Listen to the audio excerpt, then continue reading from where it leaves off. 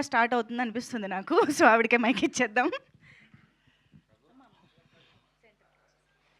అందరికీ నమస్కారం.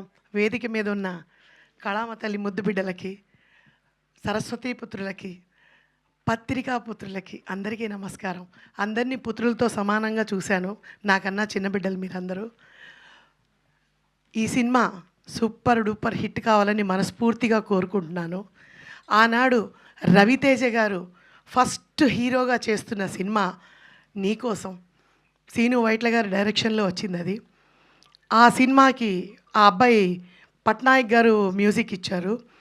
రవితేజ గారి ఫస్ట్ హీరోగా అయిన సినిమాలో నేను కూడా ఉన్నాను, హాస్టల్ వార్డెన్గా. సో అది సూపర్ డూపర్ హిట్ అయింది.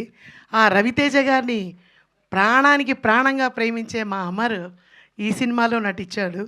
ఈ సినిమాలో వాడికి నేను నాయనమ్మగా నా అదృష్టం మా శ్రీదేవి డ్రామా కంపెనీలో చూసి మా నాయుడు నన్ను సెలెక్ట్ చేయడం జరిగింది. చాలా ఆనందం. అలాగే ప్రొడ్యూసర్ గారు ఏమీ అడ్డు చెప్పకుండా కళామ తల్లికి నన్ను దగ్గర చేసి ఈ ఆనందాన్ని పంచుకునే అవకాశం ఇచ్చారు. ఈ సూపర్ హిట్ల మధ్య ఈ సినిమా కూడా ఆ భగవంతుడి దయ వల్ల సూపర్ డూపర్ హిట్ కావాలని మనసా వాచ కర్మేణ అనుకుంటున్నాను. భగవంతుడికి తెలుసు ఏది ఏది మంచో ఏది ఏది చెడో అని. సంసారపక్షంగా కూర్చొని చూసే సినిమాలు తక్కువైపోయిన రోజుల్లో ఇలా మంచి ఫ్యామిలీ కాన్సెప్ట్ కామెడీతో మిక్స్ అయిన సినిమా ఉంది కాబట్టి తప్పకుండా ఆదరిస్తారు.